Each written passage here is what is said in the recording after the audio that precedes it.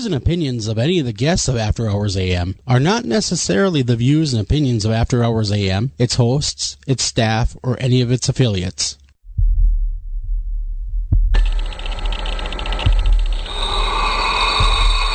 Welcome to the After Hours program.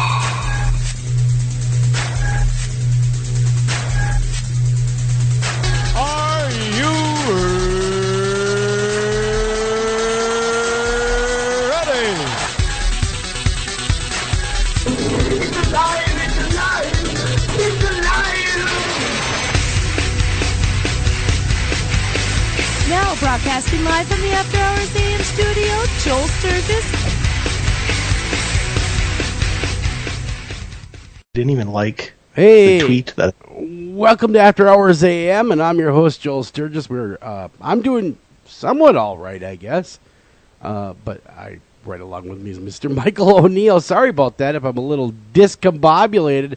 I think I might be dying, Mike. I think I might be at the bitter You've been end. dying for like 120 years. No, I got the nasty flu that's going around, and I don't think it's the COVID-19, so thank God for that. But it's just that other thing that's floating around that everyone forgets about. Oh, wait a minute. There's still a flu floating around here. There is still a flu floating around. Yes. There is. How are you doing? I'm doing phenomenal. Good. Good. I'm healthy, or feeling healthy anyway.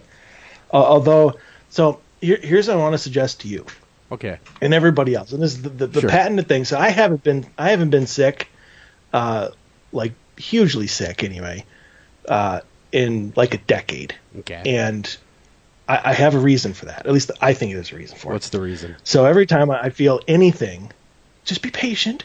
Anytime I feel at all like a tickle or something, like, oh, I might start, feeling sick here, I go to the grocery store, I buy a gallon of Minute Maid orange juice and a 2-liter or 12-pack of 7-Up, and I have my almost patented drink, Orange Up, and I just drown myself in. Okay. Orange Up is what I call it. Okay. So it's pretty much like 75% OJ, 25% It 7 sounds Up. like it'd be good. It does. It is. Sounds It's like delicious. it'd be a wonderful drink, even if it doesn't make you better. Well, see, here's the difference between you and me. I have children, and they are petri dishes of destruction. And I have They are. And I have a wife. God, I love my wife, but she works with the public. So they bring all She's sorts of things. Petri dish of disease. Yeah, exactly. And they bring all sorts of wonderful things to my office, whether I want them to or not. God bless them all, love them all, wouldn't change it for the world, but I would change the frequency of disease they bring my way. No good deed goes unpunished. Well, my that friend. is true. And any parent will tell you that have small children or children in school, yeah, you get everything. You can't help it. They bring it home because, they don't really wash hands. When it comes to hygiene and personal hygiene, like washing hands and stuff, kindergartners are not that great at that. That's not really their thing. I can see that. Unless you actually stand there and be like, wash your hands. Yeah, well, oh man, I wish I would have kept all that hand sanitizer I had once upon a time. I'd be rich. I want to be here. I want to be on air with you. Does that mean you would have turned your show over to me? Well, I can't do that. I can't. God, man, no. What else would you do? I don't know what I would do. See, now here's a story I heard from an emailer. Didn't make the cut. Was this guy? Why he's confessing this to a radio host, I do not know. I still want to hear this story. And I'm gonna. This guy knew about the pandemic was coming our way. Everybody knew about it. In fact, when Kobe Bryant died, the front page of the newspaper, one of the major ones, right next to it said, "Scientists looking for a vaccine for coronavirus." That's how long ago we knew this thing was festering, right? So he decides, and we're going to call him Tom, because I'm going to protect Tom's identity, because you may want to murder Tom after this. I think I know what you're going to say. He ran to every store he could find and bought them out of hand sanitizer in the hopes to price gouge these people. Well, what had happened is his local authorities caught wind of he was selling hand sanitizer on the back of his truck. And then it didn't go so well, and they confiscated all of his hand sanitizer. So then he complained to the police that was lawfully his property. At least he should have his property back. Da-da-da. So they gave him back his hand sanitizer. Somehow, some way. I would imagine they're just sick of dealing with him. That's what. Fine, take the hand sanitizer, get the hell out of here. Goes right back to the said parking lot where he's selling it, starts peddling it again. Cops show up again. This time they weren't so nice. There was a taser involved, according to what he'd said. A taser and a dog. And I want to say that I would imagine he's not in jail because, they have better things to do their time at the moment. But I think he has a pretty stiff court date coming up. So don't be Tom. Leave some for everybody else and don't price gouge. Because you kind of got what you had coming, Tom. I'm sorry, you did. When you go out there to hurt others, to price gouge, to make things unavailable for others, that is bad karma, my friend. And I do not regret one bit that you got bit by an attack dog. That's my 2 cents. Or tased. Or tased. I don't regret it at all. It's just like the people that buy all the toilet paper. Leave nothing for anybody else. What the hell's wrong with you people? Seriously, what's wrong with you? Our buddy, our mutual buddy Jerry, posted this thing about this eBay account or bid or whatever. It was like a 4-pack of toilet paper, and the last bid was like $105. No way! Wow. Yeah. Man. Wow. It was like a 4 or 8-pack or something like that. That's just it's the last. I have never seen anything like this in my life.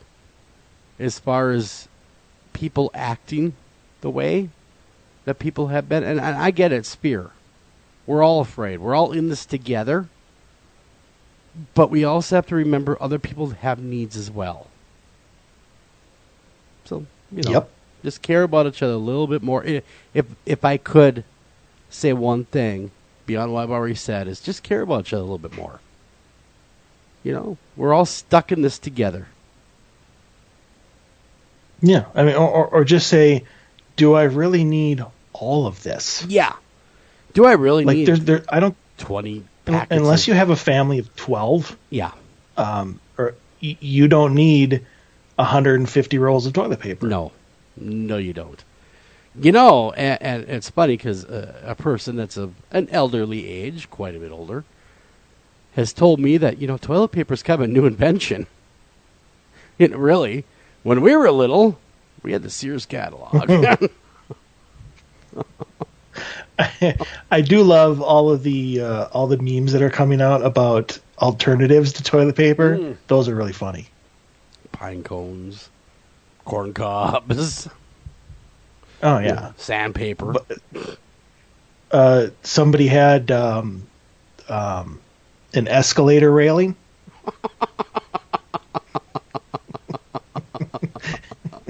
We all know where that's going. We all know where that's going. Yeah. So we got a bunch of stories to get to this first hour. Lots to talk about, a lot to cover. And I know that you in particular wanted to read the first one to kick us off. And I do say it's a very nice email. We get some nice emails, obviously, but this one was kind of special, man. We're kind of serving a purpose bigger than ourselves, I guess, which is always nice to know.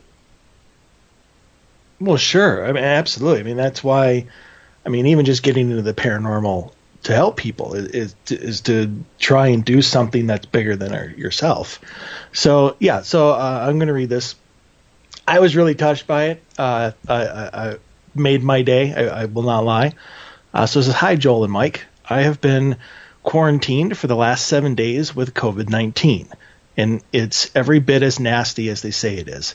I live alone and rarely have had any real human contact since my isolation began. To be honest, I haven't listened to the show in over a year, but I found your show on iHeartRadio. I have since binged on most of the episodes. I miss Eric, but Mike has done a really great job.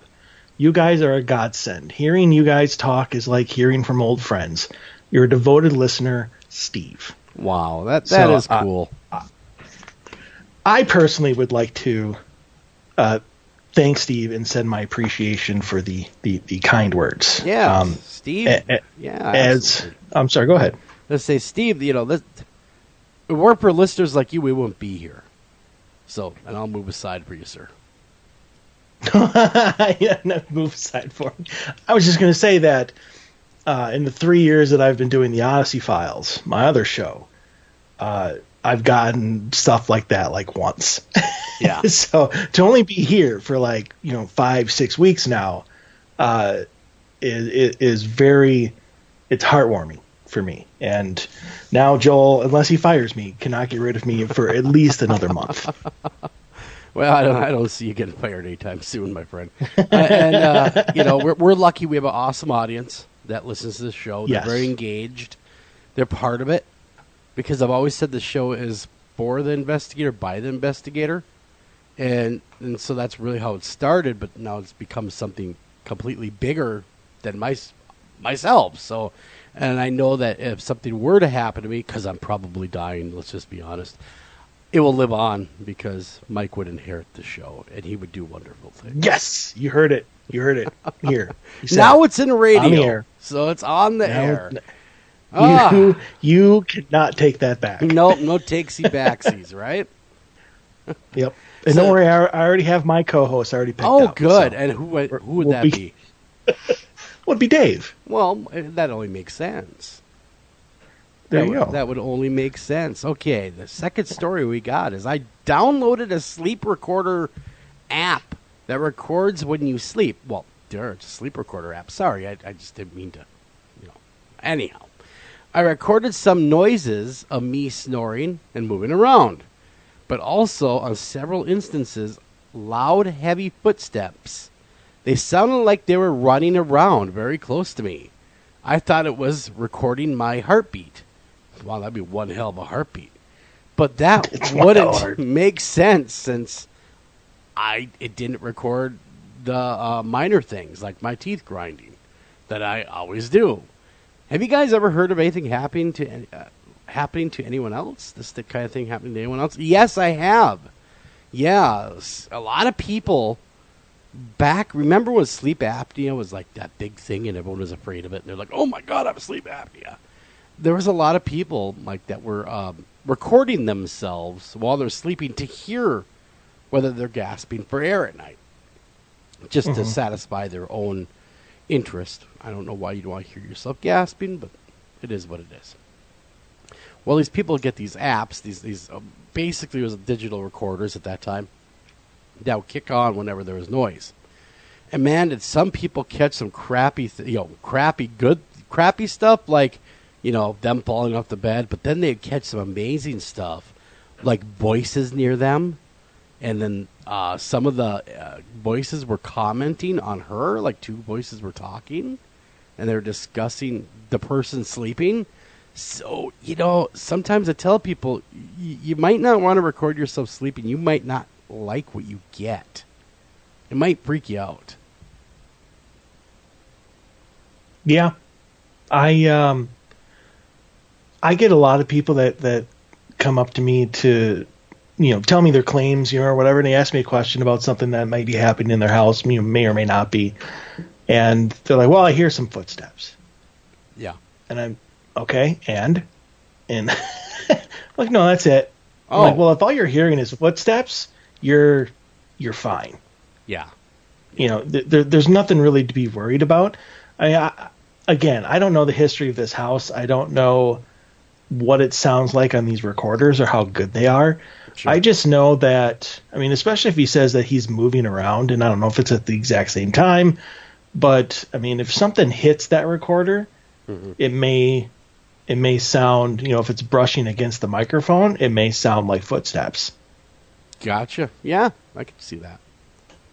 Definitely see that. It would mimic those footsteps.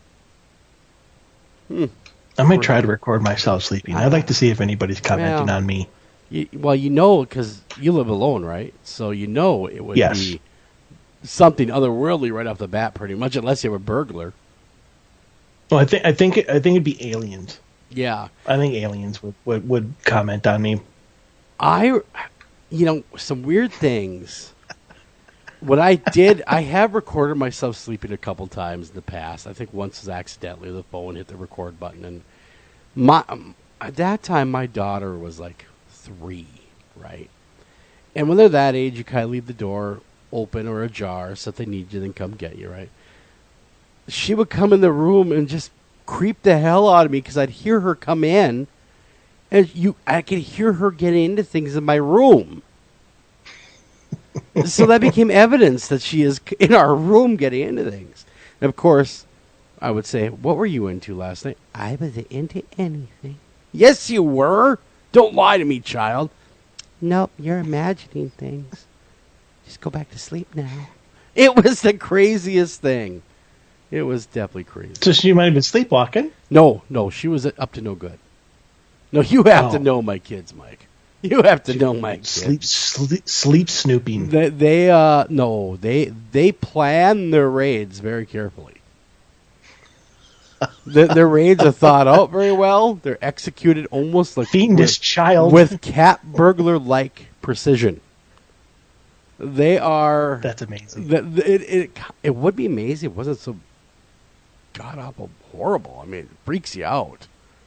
Like our son, he is 4, and he'll steal stuff off my wife's. My wife likes to go to bed, and she has a drink next to her. And just about every other morning, she'll find, like this morning, she likes to drink that Code Red Mountain Dew. I'm not a fan of it, but whatever. She finds him on the couch this morning at 3 a.m. with an empty bottle of Code Red Mountain Dew, bouncing off the walls at 2:30 this morning.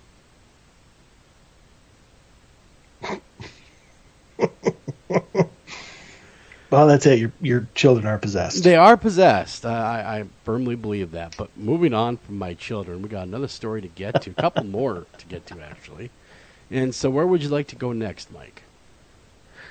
I would like to go to this one. So, Joel and Mike, like the couple you read about a few weeks back, I had to email you right away. I'm a bit freaked out. I woke up about 5:15 a.m. this morning and had to go to the bathroom. As I walked into the room with the bathroom, the door to the bathroom slowly opened. I thought someone was in there since it's kind of dark. I stood there for a few seconds and looked in. As soon as I realized it was empty, I just turned around and came back to my room. This door doesn't just swing open like that. As a matter of fact, you can only open the door about 25% until the bottom touches the rug in there. Then you have to push harder to open it and walk in. And the door was open enough for me to see almost all of the bathroom, I'd say at least 80%. So it had to push by quite a bit of rug to open that much. I don't know, but I can't sleep because it scared the crap out of me. Well, I have no good advice for you. None. How about you, Mike? Again, if that was like the only thing that ever has happened, I wouldn't really worry about it. I mean, you could take it on the positive side that it was trying to help you out. It might. Here, let me open the door for you. It's looking out for you in these times of uncertainty. It's there for you. Think about that for a minute. I mean, it might have thought that because of the darkness, you might have walked right into the door. That's right. It was trying to help you out. Let me open this for you. It's trying to save exactly. You. It's just so you have a fairy bathroom godmother, or guardian bathroom. But why angel. the bathroom? See, now it's funny when she says scared the crap out of me when she's in the bathroom. That's good. I would not want them hanging around my bathroom, to be honest. No. I think there would be a big, hey, leave me alone while I'm in here kind of sign. Like, just do not cross this point. But it would seem that you have a door person that opens the bathroom. If it continues to happen, let us know. But if it's a one-time event, we can't even... It's hard to market a paranormal at that point, too. I mean... I've seen doors do strange things this time of year because swelling and moving and shifting of houses and stuff like that. So it's hard to say whether or not it's truly a paranormal event. But I believe that you believe it's paranormal, if that makes any sense. So Yes, it does. So keep us posted. If you've got more stuff going on, let us know. Maybe we can help you out. Absolutely. In fact, I would like to say that you are not alone in that scared the crap outta. I get asked all the time if I ever get scared, like during an investigation, and the answer is usually no. But I have determined that there is one thing that absolutely terrifies me, and that is a ghost starting to mess with me while I'm going to the bathroom. That would not be cool at all. Because what are you going to do? You're just going to start whizzing all over the floor? I mean, to try to run out? That's just embarrassing. Okay, now let's just say you're standing there. Go to the bathroom. Full body apparition appears right next to you. You happen to have your camera around your neck. At that point, do you finish or do you take a picture? Toilet or urinal? This would be toilet. No. You finish your business. Finish first. You just be like, just stay there. Let's chat for a minute while I finish this up, and I'm going to take your photo. If it's the urinal, then I can take the risk and just let it fly. Ah, gotcha, because there's other urinals by it. Gotcha. Grab the camera. Gotcha. And take the photo really quick. Gotcha. And then wash my hands and the camera. That makes sense. Well, you make sure you wash your hands, especially in this day and age. Well, that's what I said. I wash my hands and the camera. I'm glad you're washing your hands. It's unreal, I guess, the way that they're warning everybody. How many people don't? So, And they yell at the spirit to wash his hands too. Yes, wash your hands if you're in here. You're disgusting. Just go away. Why are you even? I might here? try that.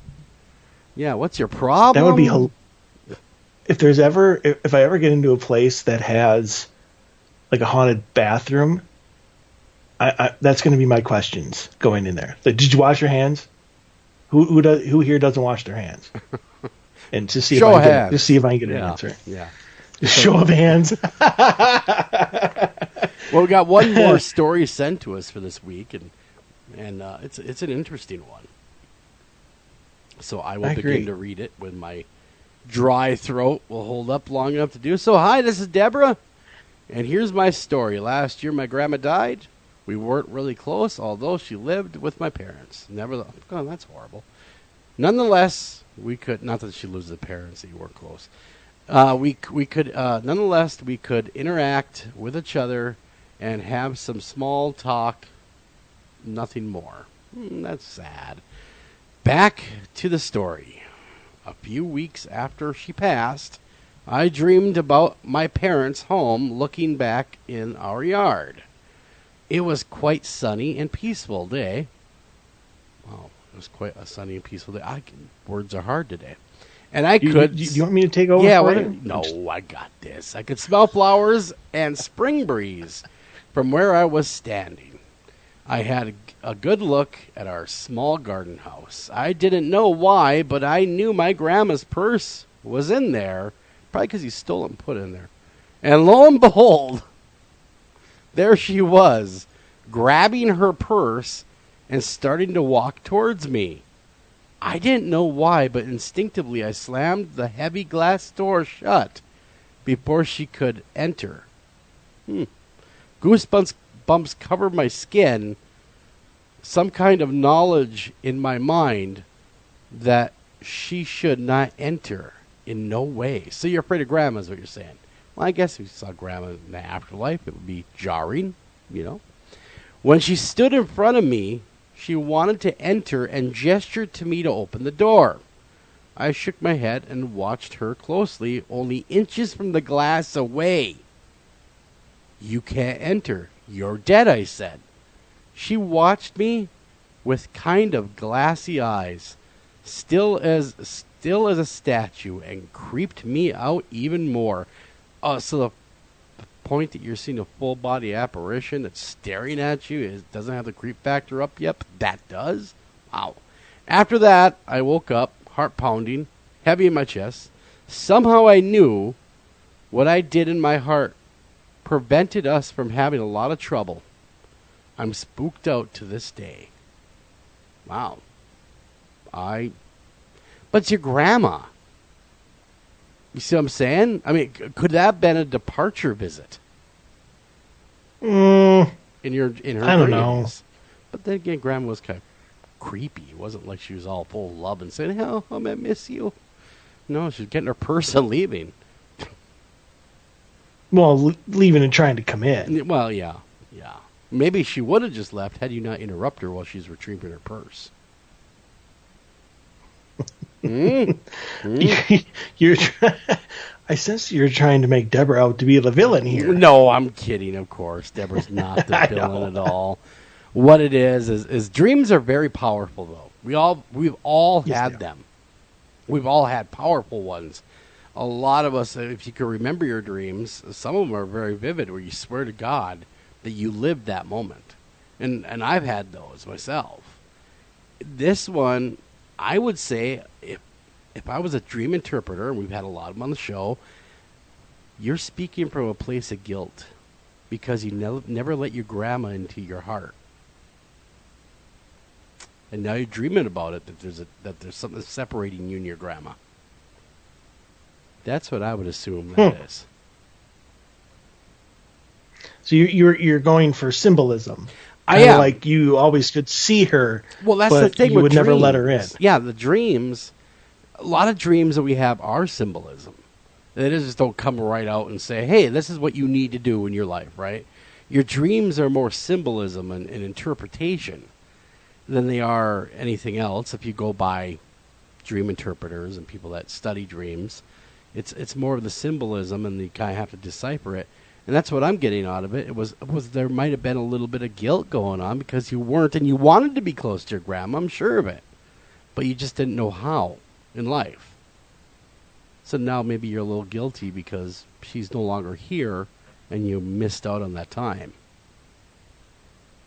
Or you're a cold-hearted person. You were going to say something way different. No, gosh, no, it's the rated PG show. I know. So I'm going to take a little different than that. Because when I first read that, I mean, I can completely see what you're saying. That makes a lot of sense. I didn't even think of that. But to me, the thing that kind of stands out is, I mean, even if you did have that guilt or whatever, I think your reaction to that would have been more like sadness or disappointment that you couldn't open the door for her. Whereas in this case, like she's like, you ain't coming in, boom. Take that. You know, like it was almost like fear. Yeah. And so I mean, and I can't say that this is the case here, but I know that there are entities out there that will enter your dreams and try to get you to invite them in. And I think sometimes we have that instinctual feeling that the person that you were looking at in your dreams, even if they sound like you, isn't actually who you're talking about. Yeah, it could be. Very well could be. Yours is just as valid as the one I was thinking of. You know, Well, I mean, who knows? Yeah. Well, yeah, I agree with you on that one. But so, yeah, did you want to do the Bigfoot story? Well, we are going to go ahead, go to break. We'll come back with news headlines. I suppose. Don't go anywhere. We'll be right back right after this.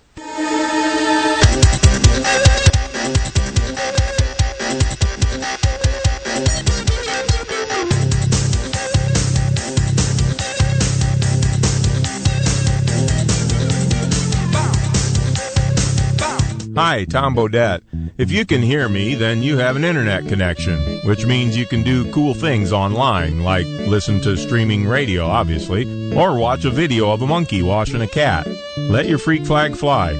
Or you can book a room at a great price at Motel6.com. Isn't the internet wonderful? Everything you want right at your fingertips, and whoa, did not need to see that. I'm Tom Bodette for Motel 6, and we'll leave the light on for you. Unexpected reactions to smart financial decisions brought to you by feedthepig.org. Well, I finally did it. My student loan is totally paid off. I can't believe it. I can't believe it either. I paid more than the minimum each month, and soon enough, it was gone. So you're just giving up? Giving up on what? The life of luxury. Egyptian cotton, caviar Thursdays, designer everything. What are you talking about? Our plan. What happened to winning the lottery and mastering the art of the perfect mimosa? Hosting galas, wearing enough jewelry to require a bodyguard, vacationing in the French Riviera, and then buying it. I just thought maybe it was time to prepare for my future. You know, set some financial goals, make some smart investments, open a 401k. Financial goals? Investments? A 401k? You are horrifying right now. Listen, if winning the lottery were easy, everyone would do it. When it comes to financial stability, don't get left behind. Get tools and tips for saving at feedthepig.org. This message brought to you by the American Institute of CPAs and the Ad Council. Northern Tool and Equipment. So me and the boys head out to tailgate today and find some other fans in our spot. Well, it happens. Cheering for the wrong team. Oh, this is war. Even worse, they've got this couch set up and everything. A couch? Yeah, it's sectional. All right, first thing, don't ever use the word sectional again. Done. Second, I want you to grab a 4,700-pound tow chain with J-hook and grab hammer. Throw that on the back of your truck. Got it. Now you're going to Hail Mary the J-hook over the end of that couch. Time to find a better spot for your new friends. That should do it. There's no problem a little horsepower can't solve. Northern Tool and Equipment. Taking a family of 5 to the amusement park can cost a small fortune. Oh, yeah. So to save some money, we thought, hey, let's bring the amusement park to us. Yeah. Go ahead. All right. Step right up, young man. Are you ready to ride the wacky waterfall? That's just the bathtub with the shower head running. Nope, it's the wacky waterfall. It's the shower, Dad. Waterfall. Wacky. There's an easier way to save. To get a free rate quote, go to geico.com. Then buy online, over the phone, or at your local Geico office. Green light. Hey, girl. School zone. I'm getting hungry. Car changing lanes. You want to meet me for pizza? Stop sign. Intersection clear. Yeah, street. Pizza sounds good. Ballin Street? Girlin Street! It's hard to concentrate on two things at once, like texting and driving. Stop the text, stop the wrecks. How will you stop texting and driving? Tell us at stoptextstoprex.org. Brought to you by the National Highway Traffic Safety Administration and the Ad Council.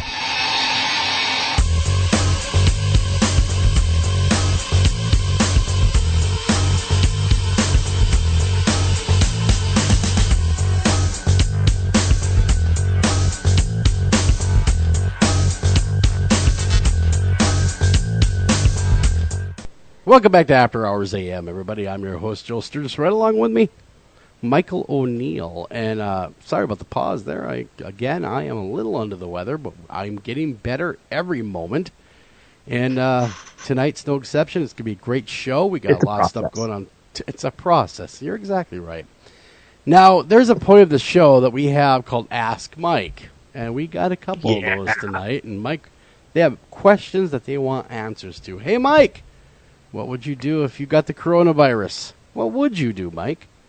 What would you do? So let me just say that as a person who has seen every episode of House MD, I am perfectly capable of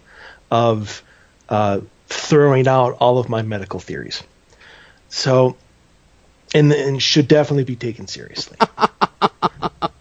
So for me. But on a serious side. So if I got the coronavirus from House, okay.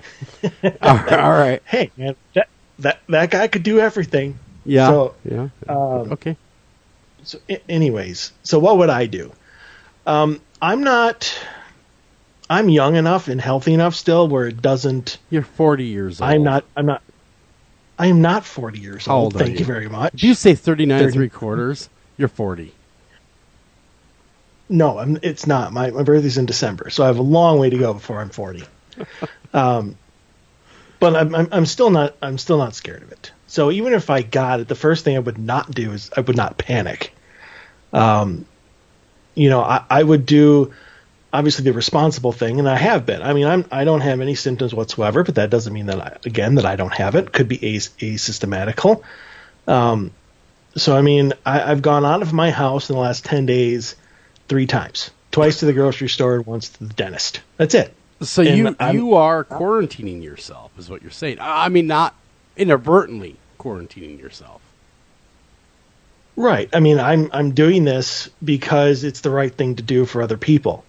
Mm-hmm. And so I think if I got it, then I would even go big. Like, I mean, there's people out there who, why did you have to go to your dentist? You didn't have to go to your dentist, and that's perfectly true.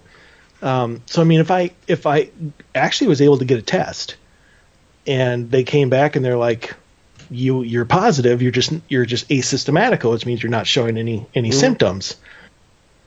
I would quarantine myself. I mean, I'm not scared of the virus. I'm not scared of dying from it. Even if I get sick, I know I'll recover. But I got to keep it away from other people. And what would you binge? And I'm still doing. What would you binge on, though? Let's just say you did have it, right? Let's just say everything that you just talked about. Is that what the question was? No, it's not. But what if you got the coronavirus? What would you do if you got it? I mean, what would you do? Obviously, you just mentioned that you would quarantine yourself. Okay, everyone's going to do that. I don't even think we're going to have a choice much longer, the way our governor is going. So, But what would you do for entertainment? I'm asking that. I have a large movie collection. I do have Netflix, Amazon Prime. I know there's a lot of shows that I on Netflix that I have not watched yet because I just haven't at the time. I actually just started the last season of The X-Files, which was on a year and a half ago. Started watching that finally. So I'm getting caught up. But I've got puzzles. I've got Legos. I got the internet. I got Candy Crush. Candy Crush? There's nothing. I've got Candy Crush. There's nothing that's in this house that I can't find something to do. I've got evidence to go over for cases that I might have been putting off that don't actually have a client to them. I can find stuff to do. So gotcha. I'm not worried about quarantining. I'm not worried about dying from it. My only worry right now is if I were to contract it, my number one goal would be not to give it to anybody else. That's until it's run its course and I'm no longer, transmutable or whatever the hell they call it. Yeah. So that's what I would do. I would find a way to entertain myself, and I would stay in my damn house. Well, that's a good plan.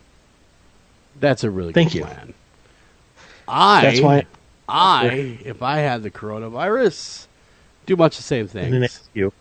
What's that? I said they didn't ask you. Well, I know they didn't ask me. Fine, Mike. Fine. So it's a... Joe. No, I want to hear what you would do, because you might have it. I probably do, to be honest. And if I do, if I could ever get tested, I'm going to hit that highway south to Minneapolis, St. Paul area and find you.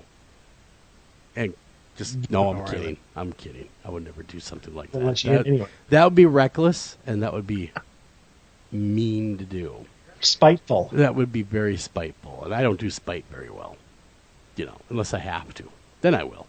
But anyhow, I'm not sure what I would do. I think because I have a family, I would probably lay down on the couch and have my wife nurse me back to health, with a remote in my hand, and go, "Oh, I'm dying, honey. I'm dying." So you'd be the typical bad boy. I may as well be, right? Because we wear that bad rap anyway. No matter how tough you are as a guy during a cold or flu, they always make fun of us about being babies. So you're not going to beat it.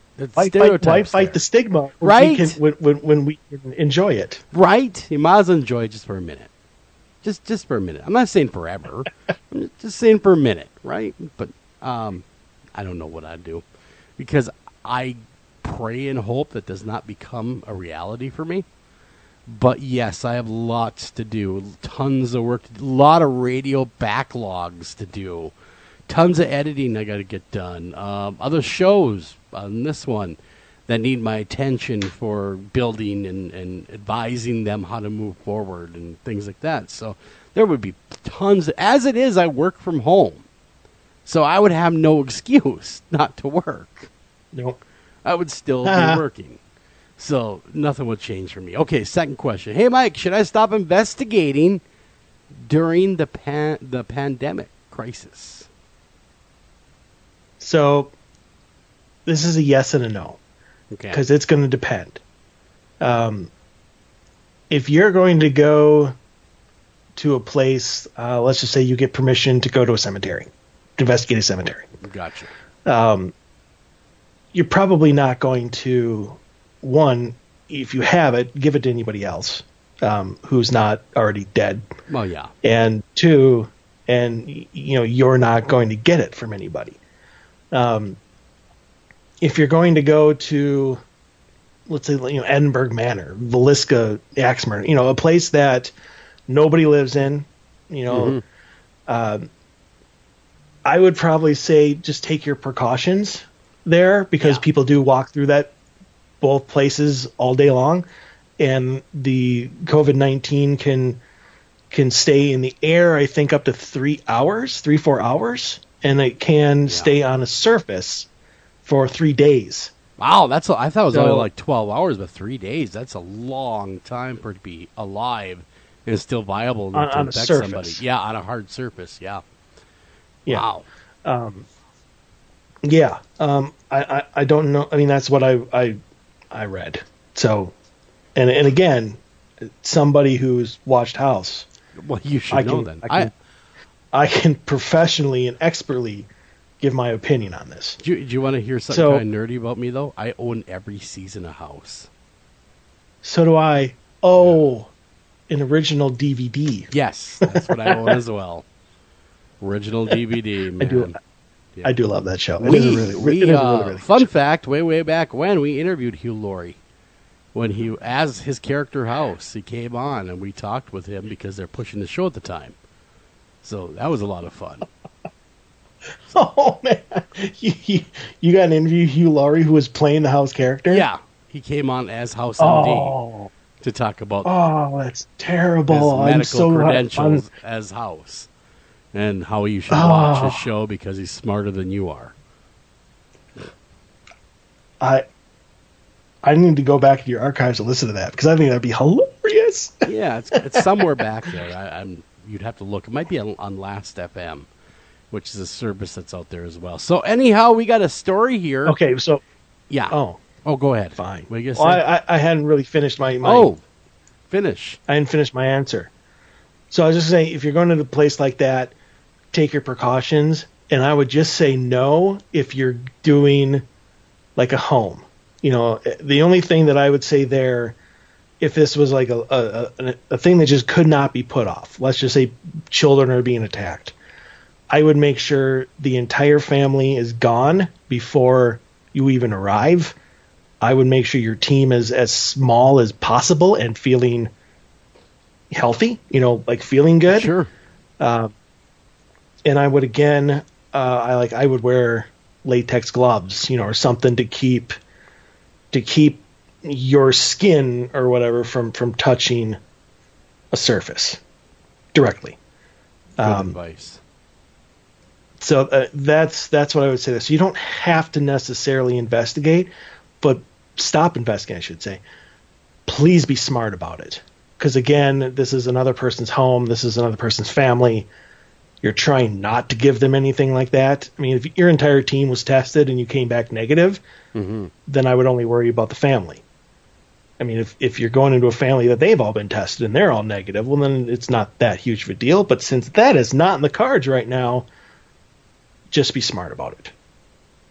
Good, solid advice. And now, thank you. Well, that's why they ask Mike. That's right. They want... I don't know what they want. So proud of this segment. But they want something, and they got it, evidently. In keeping with the coronavirus, and God, it's everywhere. It is just everywhere. It is dominating every headline. You watch anything on the news, and that's all it's about. But this one's a little bit different. No matter what's at stake, please do not try this, folks.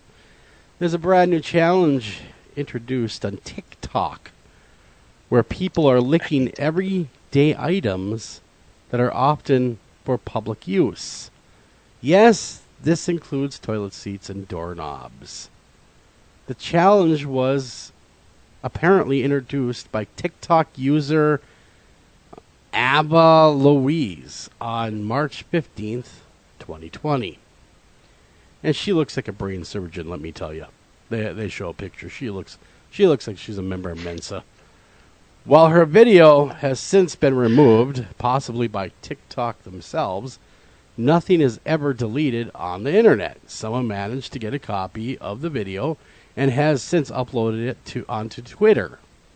In case you're wondering if she knows that she might possibly contract the virus, Louise revealed in her subsequent TikTok video that she's aware of the repercussions.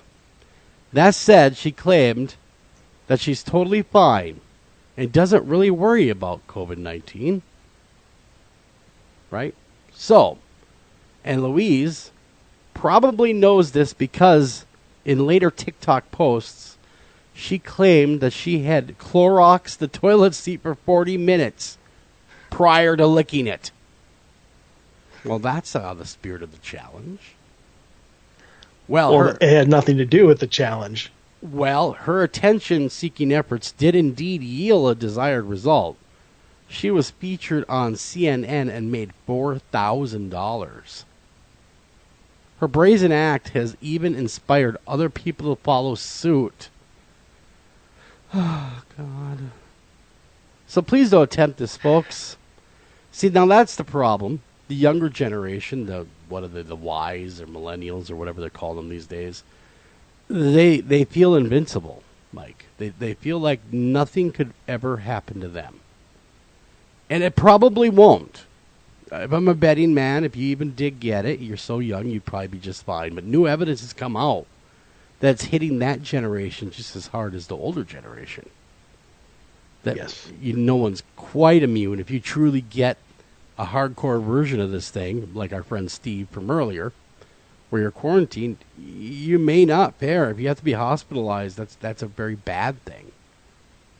But these idiots are out there, and they're licking door handles. They are licking toilet seats. It's gotten ridiculous. What it is it's self-aggrandizing behavior. The look at me generation. Well, stupidity always kills, Mike. Always. What they're doing is dumb. There's nothing that's ever going to. You're not going to be able to defend that. But as I hear you talking about it, I just go back to, especially when you said they think they're invincible. Tide Pods. Now, what other generation did people say that about? Oh, Gen Xers. Could have been ours. Yeah, Gen X, absolutely. I mean, we're stupid. Our parents were the exact same way. But our challenges were like, a way too big bike ramp. Yeah. Or, you wanted to skateboard down the railing or whatever, and then you fell and broke your neck or whatever it was. And people would be like, that was the dumbest thing you could have possibly done. You just think you're invincible. Like, that was our excuse. Mm-hmm. And the only difference is they're doing it too, because as you said, they think they're invincible. They think this is this is their version of the bike ramp. And to our parents, what we did was dumb, and what they're doing to us is unbelievably stupid. But it still follows the same mentality. I will tell you this now for any young person that is listening to this show. You don't have a clue. And I know this because even people my age do not have a clue. At all. I know I didn't. I thought back just like maybe a month or two ago on my life. And I'm like, I had no clue what the hell I was doing. At all. But when I've done a lot of really stupid things. But we did our stupid in the privacy of our friends. Like, it wasn't broadcasted to the world. When you messed up, we were just lucky. We didn't have that. That is true. If we had that crap, we would have used it. Don't get me wrong. But we didn't have that stuff hanging around. Thank God. Like there is today. So we think worse of them because they have the opportunities to be embarrassed and humiliated that we didn't. No.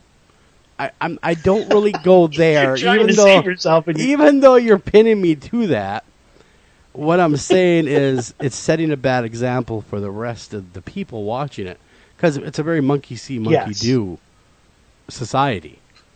And, well, you don't even have to look any further than our own paranormal community. What do they all do? They emulate taps. Not all of them. Well, remember the early days? 04? There's a million groups out there just like them. Like clones almost. Oh. Well, absolutely. Because that was... When Ghost Hunters came out, they were the role models. They were the inspiration. They were the group that if you wanted to be, as you saw them, successful, that's what you needed to do. But it's another monkey see, monkey do situation, though, is it not? Yes, but I would think that in the grand scheme of things, even whether you want to agree with how TAPS investigates or not, that they were professional in what they did. They tried to do the right thing all the time, and they tried to help people. So I'm not looking talking at doorknob doesn't help anybody. I'm not talking about the group. I'm talking about the people that imitated afterwards. I agree with exactly what you said. Well, then if you imitated them, wouldn't that be good? Like if you had to imitate people. I understand imitation is the most serious form of flattery. Believe me, flattery? Yeah, if I could spit that out tonight. Because I've dealt with it in my radio career. I mean, people imitate the show over and over. That's cool. Like, hey, rock on to your bad self. Just don't infringe on my trademark. That's all I ask. And which is I'm okay with, because it's because I'm imitating Coast to Coast AM that came before me.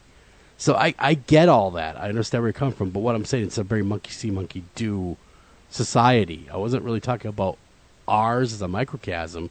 I was using a broad brush, saying society itself is very monkey see, monkey do. I was just using it as an example. Well, yes. Okay. Right, but we got to get to Bigfoot, though, man. We do got to get to Bigfoot. Okay, I'm sorry. All right. So, you have heard of the Yeti. I have. You have heard of the Yowie.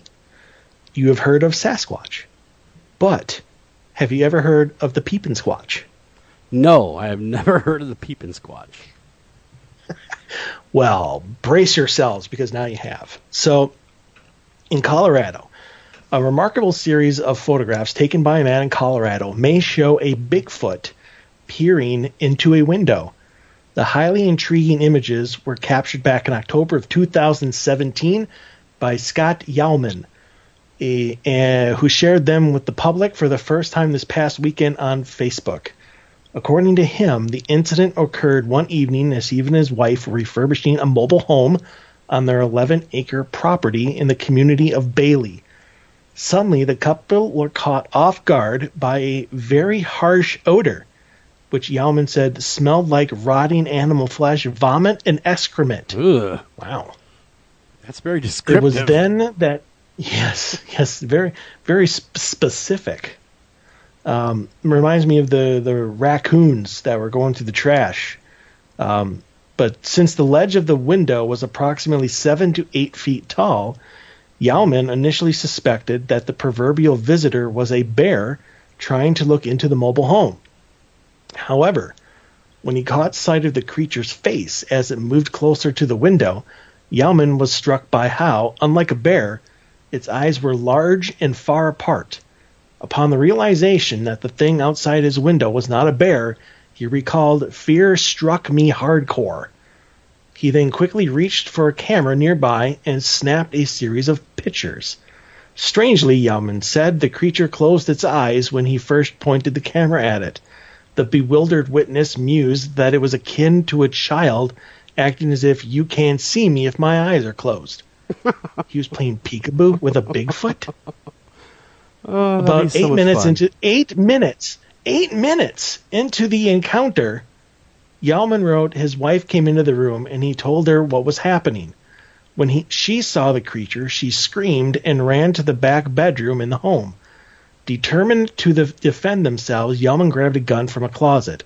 However, the creature was moving away from the window by the time he returned. Since it had not tried to get inside the home, Yauman opted not to shoot at it, and the creature ultimately left the scene in a peaceful fashion. Unfortunately, this case has been all the more fantastic, as Yauman said he actually filmed the creature peering in the office window for about 10 minutes. He's got 10 minutes of Bigfoot video? Man, however, the next sentence, however, a house fire later destroyed that computer that contained the video. Of course. According to Yauman, he occasionally sees signs such as broken tree limbs and eye shine in the nearby wilderness that seem to suggest that the creature is still lurking around the property. But the couple have not had any other close encounters. While it is undoubtedly disappointing... Oh, I'm sorry, go ahead. I just gotta say, Scott, have you ever heard of the cloud? Load that crap up to the cloud, man. While it is undoubtedly disappointing that Yauman's footage is seemingly lost forever, the photos from that evening are questionably thought-provoking, and if they do show Sasquatch, maybe some of the best photos of the creature ever taken. That said, skeptics will likely say that the Bigfoot is either a bear or the product of a clever hoax involving a gorilla suit. I'm going to so try to get a hold of this guy. We need him to come on the show and talk about that encounter. Please, no. No. This is 100% fake. Oh, I know. Are you kidding me? Get him Why on the would you show. want to bring a guy? Because I want to know why somebody that has the Holy Grail, right, of Bigfoot evidence, minutes, not a fleeting minute, but minutes, 10 minutes. 10 minutes. Knowing that he has the $1 million evidence, why would you not make multiple copies and ensure the safety of this evidence? That's what I would want to ask. Why the hell would you do that to yourself? And why would you wait? Why would you wait 2.5 years? Exactly. If I had that kind of evidence, man, I'd be screaming at rooftops. Yeah. Look what I got. It's fake. It is. It's absolutely fake. It kind of looks like, now I look at it, looks just like the top of a head of one of those gorilla suits you can get during Halloween. Yep. Or maybe even, or someone in, someone with a charred paint face wearing their hat backwards. That's also what I see. Like a blackened face. I hate to use that term, but that's what it looks like to me, with their hat backwards. But I'm sorry. If I'm sitting there looking at a Sasquatch for 8 minutes and recording it and taking photos, and play peekaboo with them, maybe I should tell my wife. Yeah, never even occurred to you. Yeah, not 1 second while you're playing peekaboo with Bigfoot, you thought to yourself, "Hey, maybe I should get the wife in here." Not one time. Obviously, he's a friendly Bigfoot. You stopped and played peekaboo with you. Yeah. So that's for 10 minutes. That's almost as ludicrous as the guy in Colorado that claimed he was sexually assaulted by a Bigfoot. I don't know that story. And there I was going to my cabin, minding my own business. And really? Bigfoot, is that what it was? Yeah, that's exactly. Let me finish here. I'm trying to do justice to this individual. Set the mood. Yeah, there I was. I was walking to my cabin. It was fall time. And I remember I was going to be going deer hunting, me and my friends. And then next thing you know, I saw him out of the corner of my eye, and he came running at me with a big grin on his face. And he says, "Leroy, you're my girlfriend." Next thing you know, he was on top of me, had his way with me. And after that, I have been stunned and disbelieved ever since and cannot go back in the woods. Thank you for your time. And we did have him on the show, and he did sound that way, and he actually said a lot of those same things. So, upon further pressing him on whether or not Bigfoot would indeed sexually assault him, he all but admitted it was a fake story upon pressing him on his story. There's too many holes there. Gosh. No pun intended. How did you ever get that from him? Yeah. I can't believe you found plot holes in his story. Right, huge ones. Huge ones. Huge plot just holes. made so much sense. Right? Yeah, it was an interesting story. So we got we're gonna get out here, go to break. We'll be right back right after this. So hit the button.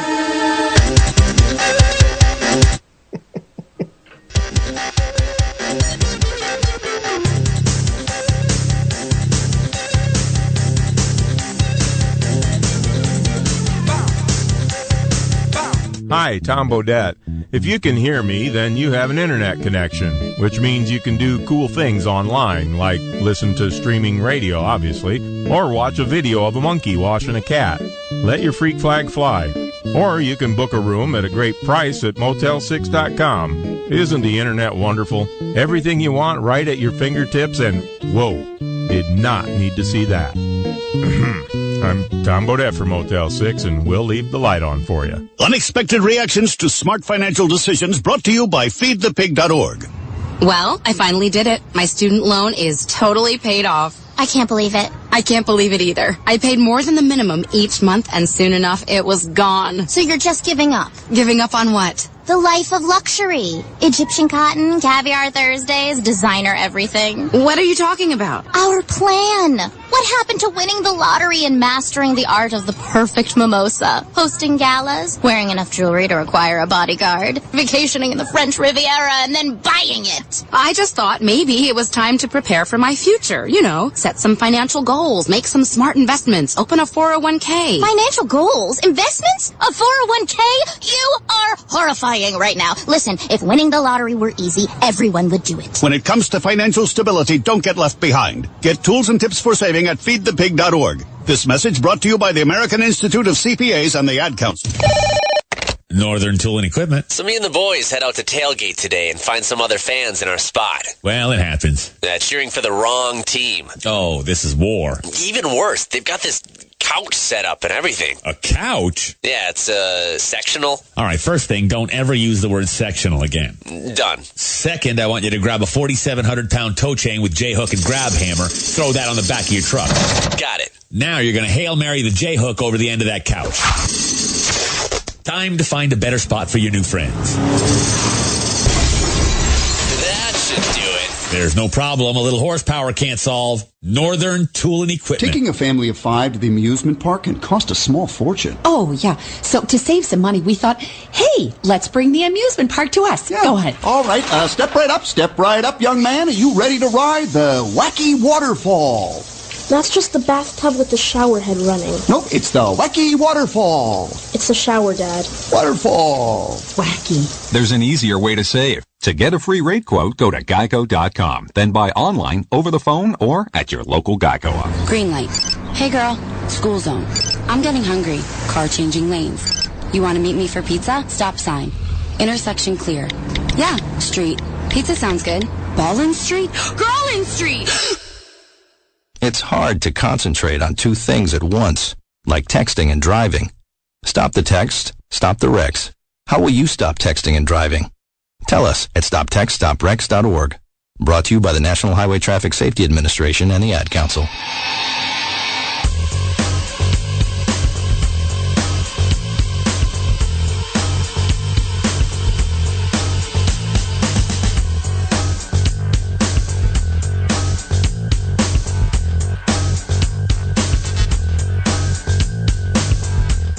Welcome back to After Hours AM. I'm your host, Joel Sturgis. Right along with me is Mr. Michael O'Neill, and we got a huge special guest tonight. You guys have been requesting this guy for years. I'm not even kidding, Mike, years. We have Mr. Josh Gates joining us. And Mike, why don't you fill in the audience who Josh is? If they don't, whatever rock they paint, you know what I mean, when they live under that rock, the one guy that's under a rock going, who's Josh Gates? Enlighten them who this man is. How do you even put that into words? Like, I can introduce, like, hey, we have Josh Gates on tonight. Like, I can do that.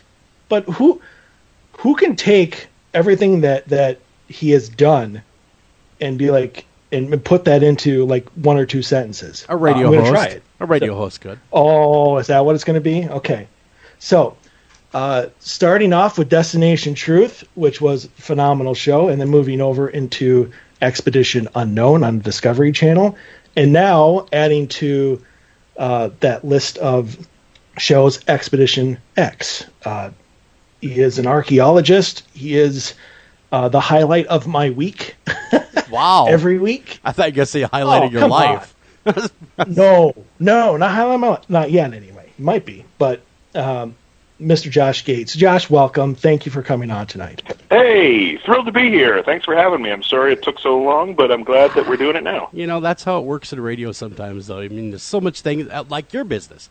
There's so many things you got to get to and never enough time in the day to do it. And so I'm really pleased to have you on. Yeah, absolutely. Now, Josh, I got to ask, you know, during this early, I get asked this every time I bring up your subject. Where do you stand? I'm going to hit you hard. I apologize. Where do you stand on Bigfoot? You believer? Right out of the gate. Right out of the gate. Right out of the gate, man. Well, I mean, look, I want to be a believer. I love these stories. You know, Destination Truth, which was the first show that I did, was all about cryptozoological creatures and paranormal phenomena. And I grew to love these stories, you know, especially like the Yeti is one of my favorite all-time legends. I love the story of the Yeti, the abominable snowman, and the, you know, high reaches of the Himalayas. So I'm a guy who wants to believe, but I'm also a guy who really, you know, wants to see evidence. And I think when it comes to the story of Bigfoot, there are some things about it that are really intriguing, right? Not the least of which is it's a story that goes back hundreds and hundreds of years. It's a story that exists in most cultures around the world, have some sort of a legend of a mystery primate. And we do have a lot of interesting, credible people that have come forward and claim to have seen something. So all that is intriguing, right? But on the flip side, we have some real problems that I think we have to be frank about. And those problems are, we don't have any remains, we don't have any bones, we don't have any DNA, we don't have any really good captured sightings. And a lot of people will say, yes, but there's a lot of wilderness out there in the Pacific Northwest and this and that. But, you know, look, we are living in an age now where everybody has a phone with a camera on it in their pocket. I mean, just about everybody. So we're talking about, you know, the idea that this has eluded every camera except for these blurry, you know, photos and you know, little snippets of shaky video off in the distance. That's challenging, right? I mean, we have to kind of, you know, face up to that. So for me, I mean, I'm in the skeptic camp. I'm in the camp of people that really feels like by this time we should have found physical remains, we should have DNA. We don't have that stuff in hand, and I think until we have that, I'm going to remain skeptic, but sort of romantically hopeful that it's out there. Yeah, good answer. So why do you think? What do you think these people are seeing then? I mean, even if we have the shaky video, I mean, hopefully it's not just completely hoaxed. But what do you think? I don't think it is completely hoaxed. I think there's a percentage of people who come forward that are clearly. We know there's a percentage of people that hoax sightings. There have been fake remains and fake videos and things like that over the years, so we know that does happen, right? But no, I think that the majority of people who have an experience where they see, whether it's Bigfoot or any other creature around the world or paranormal encounter, I think those people are having legitimate experiences. They're seeing something that they can't explain. That doesn't necessarily mean that they're seeing the thing that they think they're seeing, you know? So, I mean, look, we have to, from a scientific perspective, we have to have evidence. We have to have real evidence. And eyewitness accounts are not evidence. It's intriguing, but we're not there. So, you know, it's like I've heard, dude, when I was making Destination Truth, I met people that had these incredibly compelling experiences. And you could see that they were shaken. They were scared. They had seen something that they couldn't explain, whether it was a lake creature in Africa or the Yeti in the Himalayas. I mean, I met people who were convinced. I met people who had sightings in a group, you know, and you just think, well, that's so compelling. It's not just one guy. It's 4 people saw this thing. But that still isn't proof, right?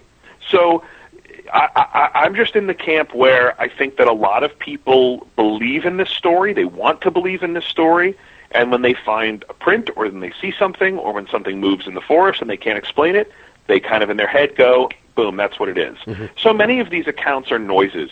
They're howls and growls and rock throws and things like that, and tree shaking, or kind of circumstantial evidence, trees that are downed and branches that are broken and claw marks and things like that. So, I think I'm in the camp of I want to believe.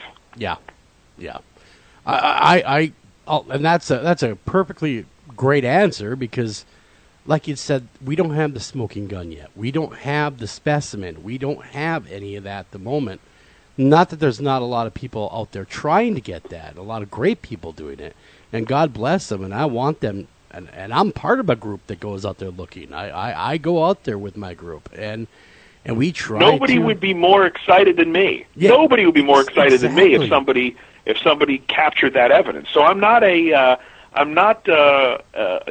being negative about it. I just my own personal belief is, even though there is a lot of wilderness out there, I just think by this time we would have had some physical evidence.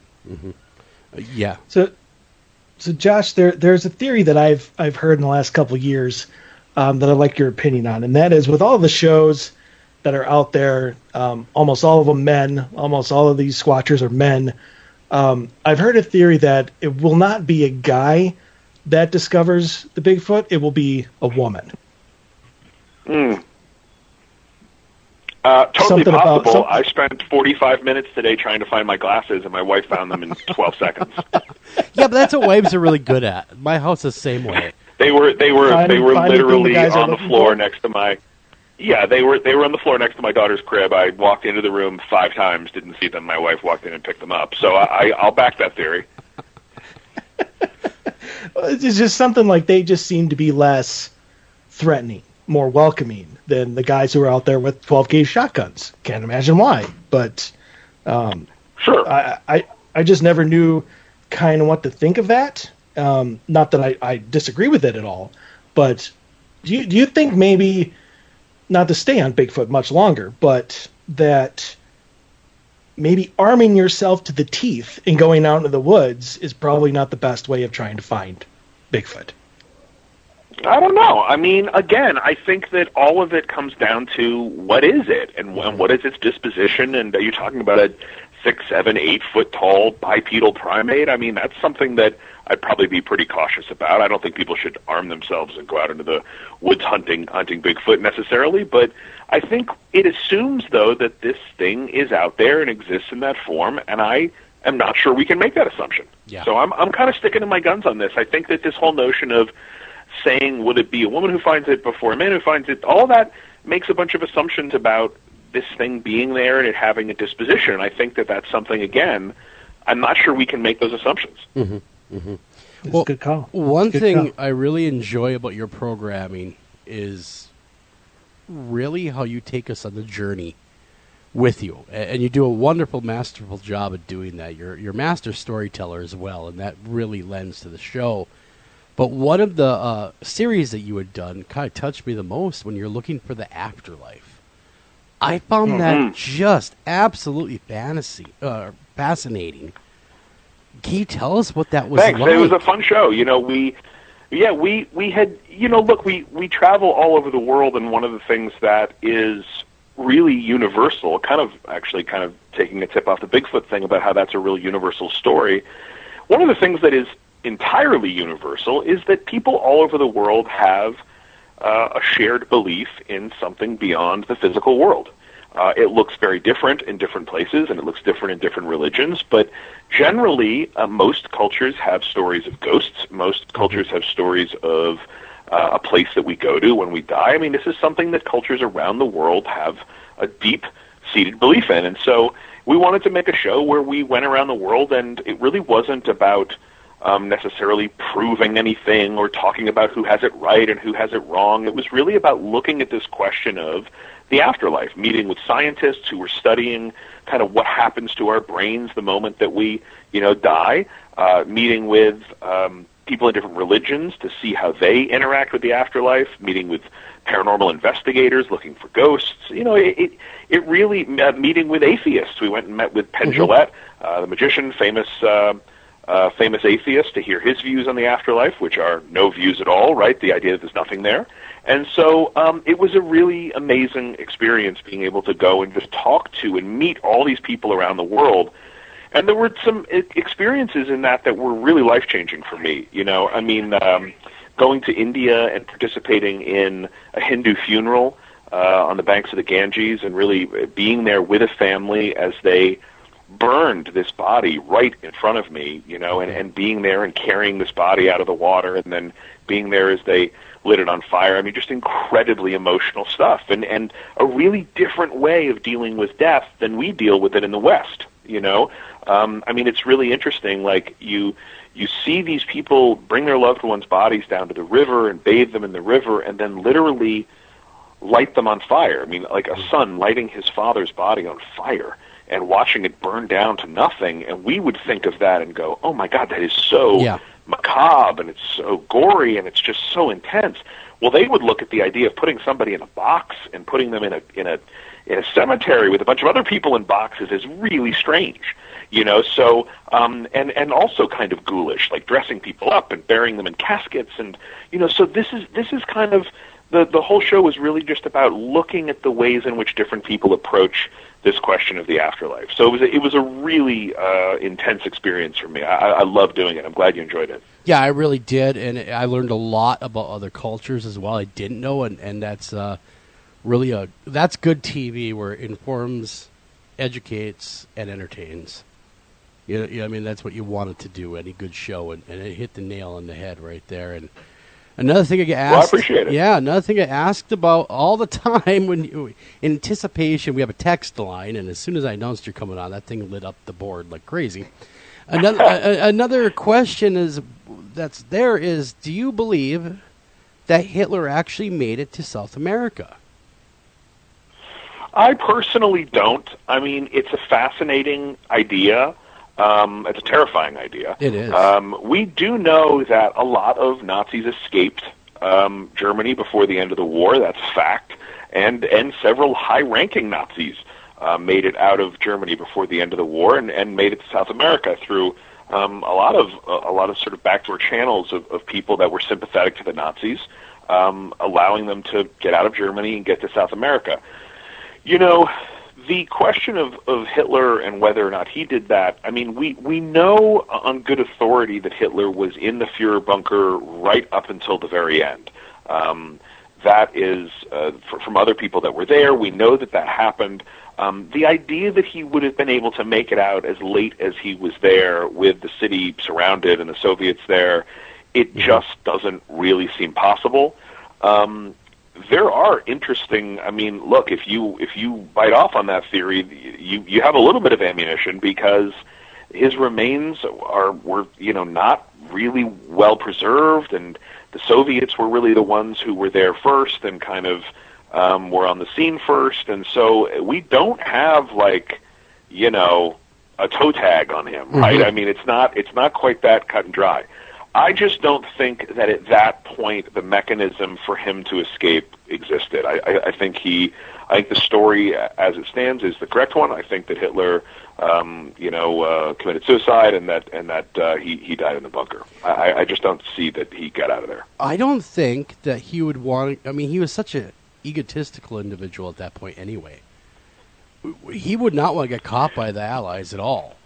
I mean, because they're... No, he was not going to let that happen. And him running would have opened up that possibility.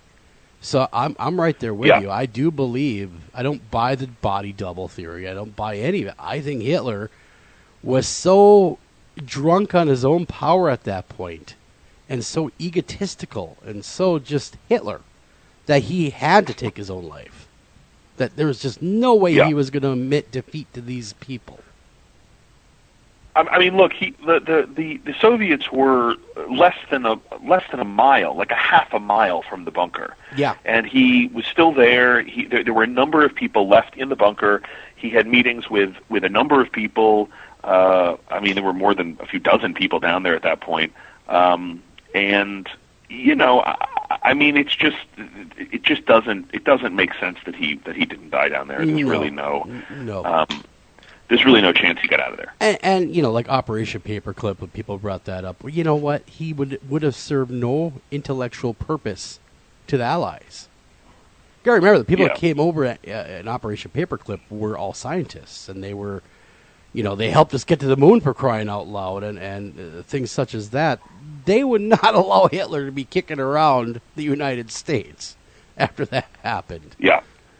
Yeah, no, I just don't think there's any real air to that theory at all. I think he died down there. Mm-hmm. That is a place I did not expect us to go tonight. But yeah, we got into Hitler really early in the interview. Yeah. See, I'm a Hitler. I'm World War II buff, though. We went from Bigfoot. We went to from Bigfoot to Hitler much faster than I anticipated. Really quick. Yeah. Usually that's like a 40-minute. Yeah, it was mark. Yeah, totally. Where that happens. Normally there's a set way of doing things, and I'm off script tonight, so that's okay though. That's okay. Yeah, Joel is not feeling very well. No, so he's a little I probably got the coronavirus, more likely, dying over here. No, all joking aside, you'll be fine. You'll be fine, Joel. So, Josh, one of the questions that I have to ask, because almost every single episode that I hear the words, we got special permission, or we got special access to join in. And sometimes it's, these outside of the tribe or outside of this group, nobody has seen this stuff in, 400 years. We were granted special access. How does that process actually work to get this access? Like the time and the energy, who does the negotiating, if any? Like, how does that work? Yeah, so I mean, look, this is the kind of, to sort of pull the curtain back a little bit. Expedition Unknown happens in a number of stages, and what we see on TV, the actual expedition that we go on, that really is sort of the last phase of the show. The really difficult phase that comes before that is trying to set the adventure in motion. There are some episodes where we just kind of we don't ever just show up, but there are episodes where we go somewhere and we kind of have a loose understanding of how the journey's going to go, and then it just kind of unfolds. I think our trip into Siberia that we did earlier this year is a good example of that. We got our permissions to go to Russia. We made sure we had the right gear to not freeze to death in Siberia. We had arranged a connection with these snowmobile guys, and we knew that they were going to be building some sort of tents for us up on the Dyatlov Pass. But the actual experience of that journey was completely an unknown. What is this going to look like? We had estimates as to how many days it would take. We worked with locals to figure out food and, how to not freeze to death and stuff. But so much of that was an unknown. Other episodes are much more sort of rigidly planned because the access is so difficult. So if we're going to a really historic site, a World Heritage site, something like that, typically, we have to, well in advance of shooting it, try to understand, okay, can we get, visas to enter the country, start with that, okay, applying for those visas 6-8 weeks ahead of time sometimes, and then trying to work with cultural ministries, universities, archaeologists, scientists. There's an enormous amount of work that has to happen in order for us to just show up at these places. Sometimes we do show up, and there are these great surprises that happen on the show. But often, like in our UFO special we went to the floor of Mission Control in NASA. That's not something that you just show up and do, right? That's a lot of conversations that have to take place before you go there. So, this is the process of making the show. This is like how the sausage is made, right? So it's a lot of work by a small dedicated team of people. It happens by us in our office. It's me and there's probably 15 of us or so in the office, and we work the phones, and we are trying to get these expeditions up on their feet, and then going out in the world and executing them. So it's a lot of work, and then there's an enormous amount of work that happens after the expedition, which is editing all of it and getting it onto TV. But, there are shows, like we did a show earlier in the year on the Dead Sea Scrolls. We did a big 2-part special on the Dead Sea Scrolls. That took about 2 years to plan. to get access to go into the caves in Qumran, to work with archaeologists to see the actual Dead Sea Scrolls in person, lifting the glass off them and being able to see the oldest copy of, the Book of Genesis in existence. That stuff takes time. It took like 2 years. Other shows, something happens in the world and there's a dig, and we call them up and we go, we hear that you're doing X, Y, and Z, and they go, get on a plane, come out, check it out. Some places are the Wild West and some places are really not, And there have been shows that we've wanted to do that we can't get that permission. There have been a couple of shipwreck stories that I really wanted to do, and deep water wrecks that I can't get to, and you call the archaeologist in charge, and they have the research vessel that's going to go out there, and sometimes they go, oh, you know what, we already have a deal with Nat Geo, or we have a thing with the BBC. Or they go, you know what, we're not doing anything with media right now, we're too busy, we just don't want to have folks come out.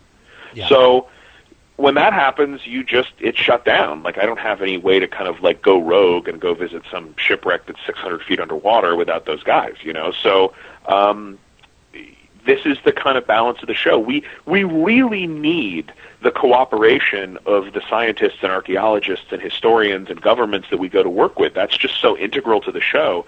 It's one of the reasons that, we really on the show try to put them front and center. I always say, like, my job is really like to go find the real Indiana Joneses of the world, these people that are out there doing this work, and to try to kind of tell their stories a bit about what they're doing, because it's such interesting stuff. But yeah, without their cooperation, it just doesn't happen. Man, there's a lot more moving parts than what people really realize. Oh yeah. It seems like it takes a lot of time. And I do remember when you're up in my neck of the woods. I live in Minnesota by Duluth, and you were in Grand Rapids looking for the Ruby Slippers, and that was an interesting. And I got to mention it because if I didn't, the hometown crew would kill me. Right? They'd come down here and flog me. What did you think of our? That was a really fun. I was gonna say, what did you think of our fair Northland up here? I loved it. It was absolutely freezing when I was there. It was really cold, but it was, and we went ice diving, which was miserably cold. But it was cool. I mean, look, this was a kind of outlier story for us. The chance to tell the tale of one of the greatest Hollywood artifacts of all time that's gone missing, and so it was a fun story to tell. It had a real cherry on top in the end because the slippers were recovered not long after, and so. To be a part of that and to work with the guys that were kind of pulling on that lead in the case was really amazing. So that was a cool show that had a very unexpected ending for us. Yeah, I liked it a lot. Only because it's history, it's Hollywood history on top of it. But that kind of brings me to my next point. When you're out there and you're filming, not everything goes like you mentioned to plan.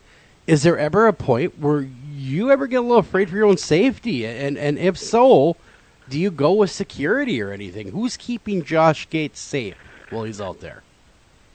That's a great question. My mother would like to know the answer to that question. Things get sketchy a lot on this show, and it's not because we're reckless most of the time. It's because we're in very uncontrolled environments, The episode that aired last week or the week before about the pirate in the Indian Ocean, we were in this sea cave, and it was a really, really dangerous place. And I got absolutely knocked on my ass in this cave and dragged underwater in this sea cave. And it's in the show, and it kind of looks like one of those kind of made-for-Hollywood moments of like, oh, Josh is gone. Is he okay? I mean, I got clocked. It was a really dangerous place to work. And so, luckily I work with a kind of merry band of lunatics, and so, like, Evan, my camera guy who's been with me since the Destination Truth days, we're like a little Marine unit out there. Like, we'll just go and do whatever it takes to get the shot and get it done, and so I have a great team out there. But, yeah, sometimes it gets a little sideways. That does happen. We had, on Destination Truth, we had an airplane that I was in, the roof ripped off of, in flight, which was terrifying in Romania. We've had, over the years, a couple of, a number of really scary close calls with wildlife and things like that. So, it does happen. Occasionally we go, like in terms of security, which was part of your question, if we're in a place that is politically really unstable, occasionally the network will insist that we have to have a detail with us. That doesn't happen very often. And then every once in a while, if we're out in like some real deal wilderness areas, we did a show about early human ancestors this year. We were out in the middle of East Africa in the Serengeti. And yeah, we had a couple guys with machine guns out there because there are huge lion populations and you're getting out of the car, you know? So sometimes sometimes you need a little bit of backup in situations like that where you've got like a real predator situation going on. But, you know, most of the time, not really. Most of the time, we're kind of out there doing our thing and just trying to make good decisions and not get into trouble. Yeah, not get eaten by a lion. Not get eaten. That's right. Yeah, that's right. So Josh, speaking of safety, this has been on my mind for a while since Destination Truth, and that is the rental cars. Every single episode, you had like the worst thing ever for a rental car. And my question is, was that just a running gag? Like that, we just think that you thought that would just be a really funny thing to do every time? Or was that legitimately like the only car that they would have for you? It kind of started, and it was legitimate in the beginning. Like we just ended up with a series of really crappy cars. And then Ryder just thought it was funny. And so Ryder would just try to book the worst car possible for me in every country that we went to. Yeah. Oh, boy. Wasn't there ever a time where you're like, you know what, I'll just book it myself? No, she would promise never to do it again, and then we would just end up in some horrendously So the Charlie awful Brown vehicle. Football thing. Totally. Yeah. Every time. I fall for it every time. The vehicles have improved on Expedition Unknown, although we've had a number of clunkers on Expedition Unknown, too. Well, and the roads. The roads, some of these roads you're driving on are just crazy. Yeah. You know, the traffic. No, you have to really, like in Peru and some of the mountains of Peru, like, it's just a sheer cliff with like, it's like 6 feet of road and then just sheer cliff. It's sketchy. Oh, man. I don't know if I can do it. I don't know. I don't know. That would be pretty bad. Oh, that's horrible. Yeah. That's what we call in the business pucker factor 10 moment. That's right. Big time. Evan sometimes would drive in the car with me for hours on end with his hand on the door handle. I'm like, Evan, you're not going to get out of you're not going to make it out. Like if it goes sideways, the cliff collapses. Like whatever ninja move you think you're going to do to get out of this car, whatever you saw in a movie, it's not going to happen here. You're just going to learn the answer to the Afterlife special. That's all. That's right. That's exactly right. It'll be a cherry on the sundae. Now, tell us, Josh, you got a lot of stuff coming up. You have Destination X out there, which is super interesting. We got a lot of things going on. So we're just finishing. Yeah, so we're just finishing our run of Expedition Unknown. We have one episode that airs, one more in this cycle that airs next week, which is the back half of our Big Bermuda Triangle two-parter that we started this week that aired last night. So we got one more of those to come, and then we have a few more episodes of Expedition X. We have one next week, and then one either the week after, or they're gonna hold it for a bit, depending on what's going on. TV schedules are going a little haywire right now with the coronavirus stuff. So, but we have next week we'll have another double feature of Expedition Unknown and Expedition X, and then more Expedition Unknown to come. Although I suspect it's going to be a little bit of a wait since nobody's really traveling right now. Yeah, that is going to put a damper on a lot of shows, and our hearts go out to everybody, especially in China and Italy right now. Our thoughts and prayers are with you, and we hope we all get through this as a people together. And I know we will. It's just going to take some time. That's all. But we're gonna be just fine, in my opinion. Well, yeah, exactly. So, Josh, for Expedition Unknown and Expedition X, because since they're right next to each other, how do you? Because there's so many different things out there that, especially for Expedition X, that you can investigate. How do you pick your cases, or your myths or your legends that you want to do? I mean, for sure. So for Expedition Unknown, we're usually looking for stories. I mean, it's true for both shows, but for Expedition Unknown, we're looking for stories that are kind of in the news, places where real discoveries are being made, where archaeologists are really finding things, or where we're really on the edge of discovery. For Expedition X, it's the same thing. I mean, Expedition X is in some ways our sort of, answer to Destination Truth. It's a way to go back and look at those kinds of stories, the sort of stranger side of the unknown, as we say. So we're looking for places where there are people who've had experiences, where we've got eyewitnesses who can come forward and tell recent stories, and where people are seeing things or having experiences that they can't explain. Because, that was really true on Destination Truth as well. It's that whether you believed in Creature X or Ghost Y or, whatever it was we were investigating that week, if we met people that authentically believed that they had an experience, this kind of gets us back to the top of the call, right? Like, people who really, when you hear their story, you go, that person totally believes that they encountered whatever this thing is. Then as a viewer, I'm hooked, right? Whether I'm a skeptic or a believer, I know that something happened. And that means there's a mystery. There's a real mystery. Now, the mystery might end up being a monster. The mystery might end up being misidentification. But once you've got a real mystery, you're kind of in, And so that's what we're looking for more than anything, are stories where people are having real encounters. Mm-hmm. Well, on the note of paranormal, have you ever had anything strange happen to you that you couldn't explain on your journeys, checking it all out? Totally. I mean, for sure, and I approach the paranormal the way I approach, I think differently than the way I approach some of the creature stories. I mean, I certainly am a person who believes that there's a lot more to the universe than we know, and I don't know what to make of what happens beyond the grave and all that, but I'm certainly not able to say that I really know what's going on there. I can't be as much of a skeptic in that space. Having said that, I've never had an experience that I've come out the other side of feeling like, okay, that's it. I'm now going to walk around and stand on a soapbox and scream, that ghosts are real and they're out there and I've seen them. I've had experiences that have totally freaked me out. Mm-hmm. I mean, a couple in particular that come to mind. When we first started Destination Truth, we were kind of a sister act to Ghost Hunters, right? Ghost Hunters was, at that time, this huge hit on Sci-Fi, and we were on right after them. And they were the wind at our sails, and we really would never have had the success we had on Destination Truth without the support of Jay and Grant and the whole team there.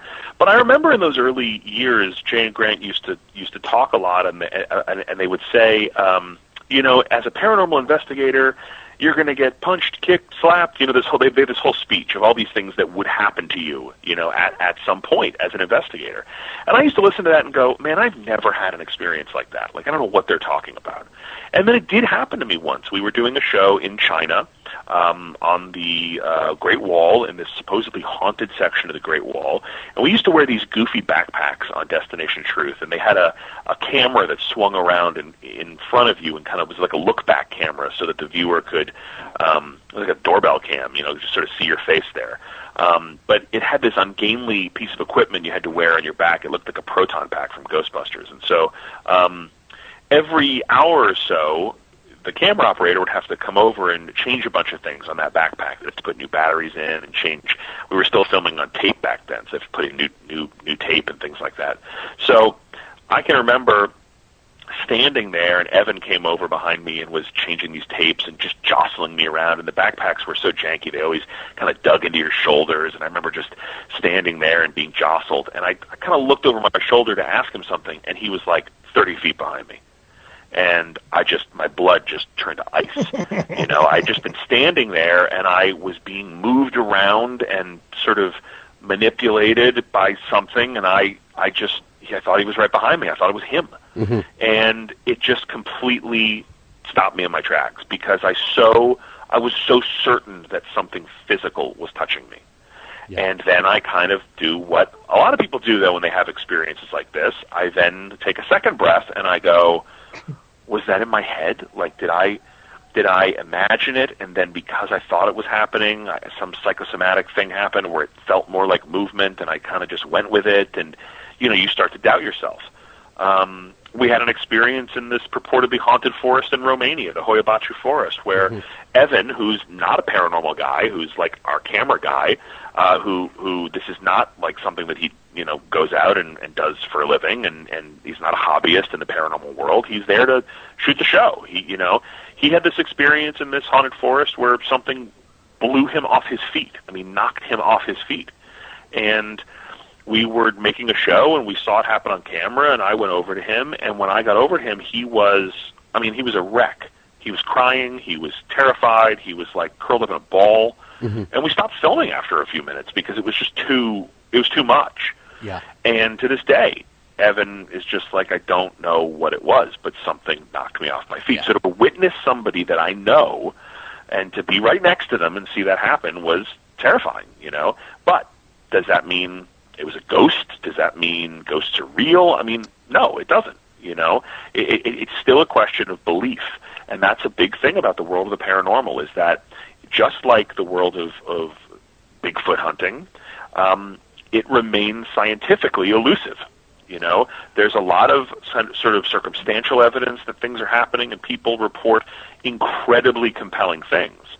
But then this question becomes, could it have been something else? Could it be in your mind?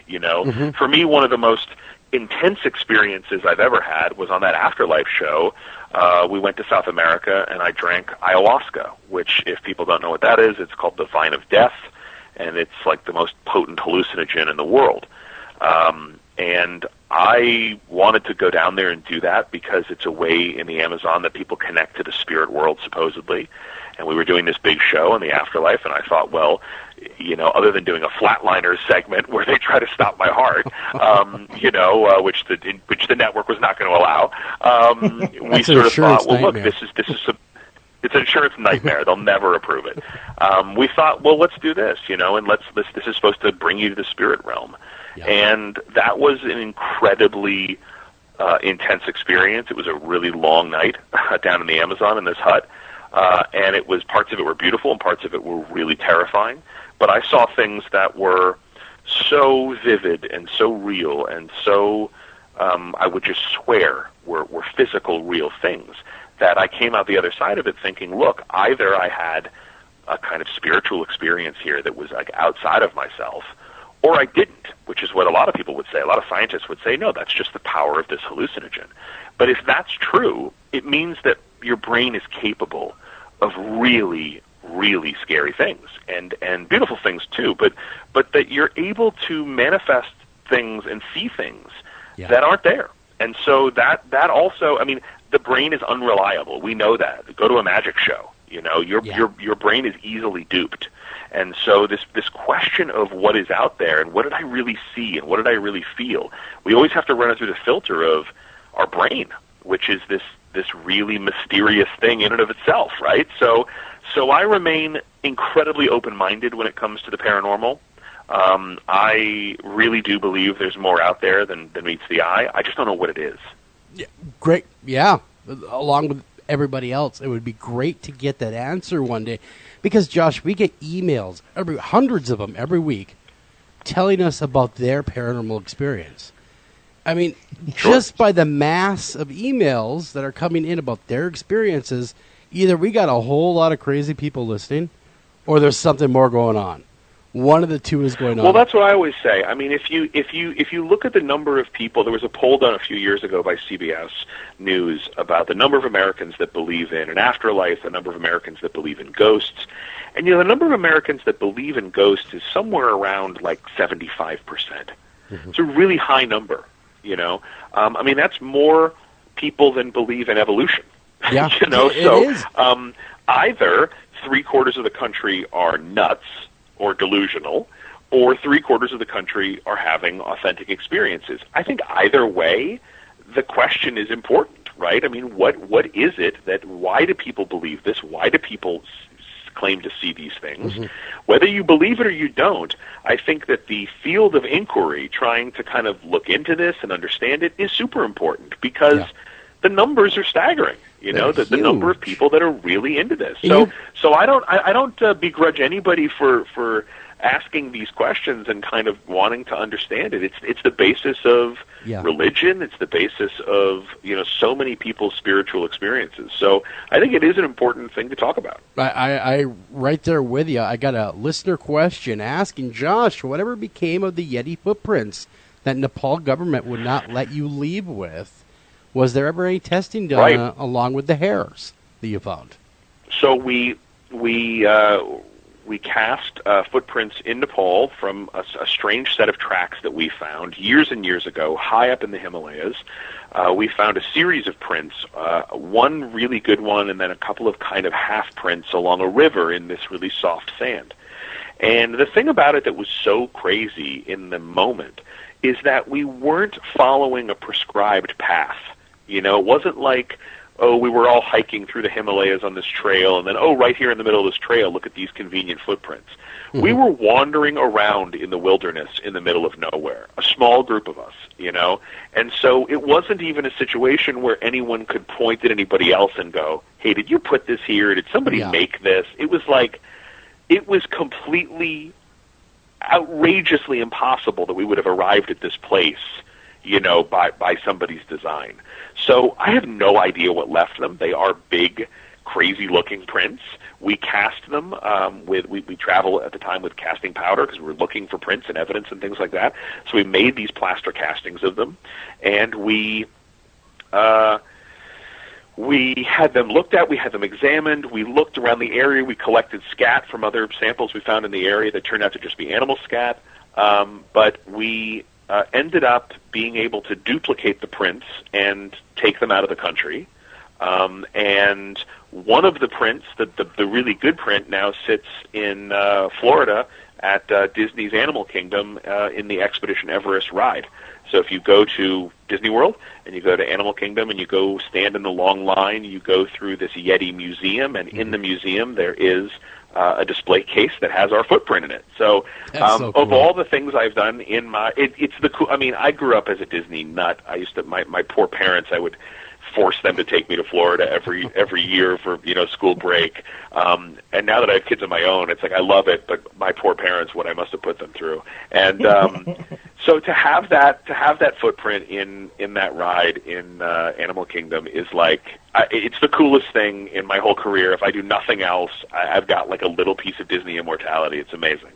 That is truly cool. That is, and I remember seeing that episode. That was a very interesting episode. And then next question, staying on the same episode, is did you ever, and I think you kind of answered that, did you ever have them looked at by someone like Dr. Jeff Meldrum? We did. Meldrum himself, yeah. Dr. Meldrum looked at them. He determined they were anatomically viable. So we do think that they were real prints from something, So, but no DNA and not able to go any further than saying that they were anatomically viable. And the funny thing is, after that, we just had this print, and we were like, what do we do with this thing? Exactly. It sort of sat on our desk at our offices. It was like we're in the middle of this desk, and people would come in. They would go, what is that? And we'd be like, I don't know. We think it's a Yeti print. And it would just sit there. And it wasn't until I went to Animal Kingdom, probably a year or so later, and I was standing in this line to go on this Expedition Everest ride, which is a Yeti-themed ride. And part of the elaborate queue wraps you into this Yeti museum, and there were displays on everybody that had ever gone to look for the Yeti. And I called up, my producing partner, and I said, dude, I know where this footprint has to go. It has to go here. And so we called Disney, and we offered to donate it to them, and they were awesome about it. And the guy who designed the ride and who designed the park was awesome and brought us down there, and they put it in the museum. So that there it lives. That, like I said, that's such a cool thing to have. Like you said, a little bit of immortality there to be part of the Disney family. Does it get you when you see it? I bet you get giddy every time though when you see it. I would. I'd be like, yeah, that's my print. I totally do. That's the print we found. Yeah, I do. It's just awesome. It's awesome to have it there. Yeah.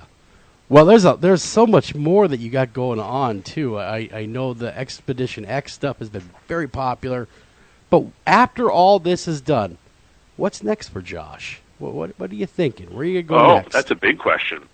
That's a big question. I mean, I think initially to a bar that's serving tropical drinks. Yes. with some sandy beach and crystal clear water in front of me. I don't know, man. That's a really good question. Expedition Unknown, I think, is going to continue on here, and it's having a really nice life on Discovery. And we started on Travel Channel, we moved to Discovery. They've been an amazing partner. I'm really excited about what we're going to do with the series moving forward, and so I think that we'll continue doing that. And then I don't know. I mean, I keep promising myself I'm going to write another book this year, and I think in the current climate, I'm going to have plenty of time to do that. So I'm hoping to kind of do a bit more writing.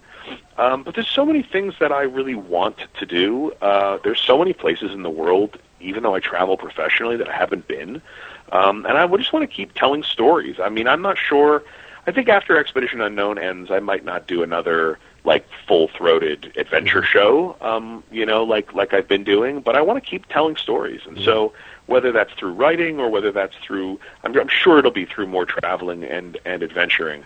But I just, absolutely am drawn to these incredible stories, whether they're archaeological sites, legends, mysteries, cryptozoology, paranormal. I just love all this stuff. And so I just want to keep telling stories, and as long as people want to keep showing up to watch them and read them, I'll keep doing it. I don't think you've any shortage of that at all. I mean, if you keep putting stuff out, I'm going to keep watching, man. That's the honest truth. Well, I appreciate it.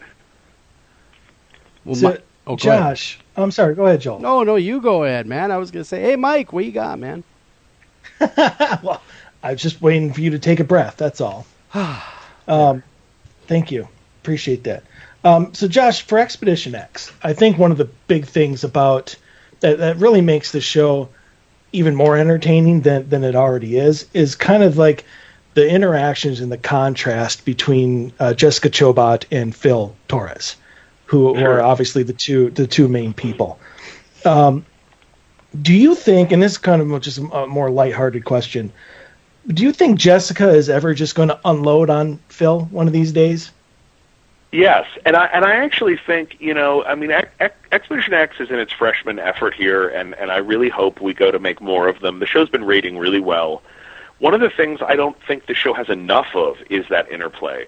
There's a lot of it kind of floating around on the cutting room floor, and I think that we kind of underused it in the show. I mean, their interplay is hilarious, and it's just, he is this, for folks who haven't seen it, Phil is this like G.I. Joe science guy. I mean, he is a real deal field scientist, and he can hold his own in the Amazon, and he's just Mr. Outdoors, but he is skeptical to the core.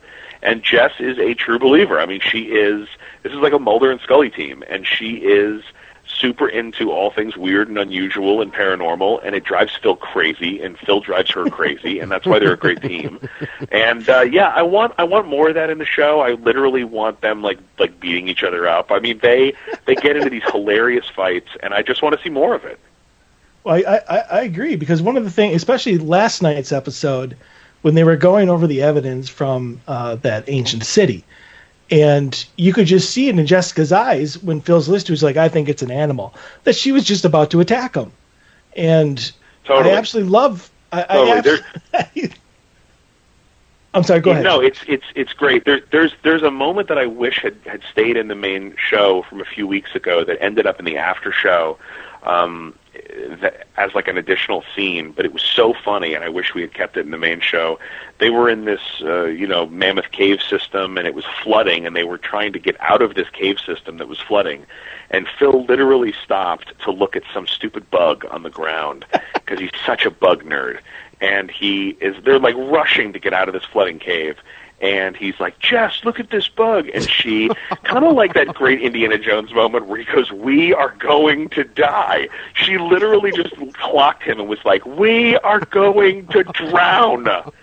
And it was just amazing, and it was this authentic moment where she could not believe this dude was nerding out on a bug in this moment. So while the water is bearing interplay down is hilarious. Yeah. While the water is bearing down on him, I could just, Yeah, that would be that would be a run moment. But that's the chemistry of the show. I mean, that really. Yeah, totally. I mean, that is what sets it apart, though. It really does bring that with those two on there. Brings that factor on there too of that tense moment, like those funny tense moments, like let's get out of here, man. Totally. What are you doing? Absolutely. So, and I think Absolutely. it's refreshing. I like it a lot. I think it's a wonderful thing. Oh, good. I'm What, glad. Yeah, I hope we go to make more of them.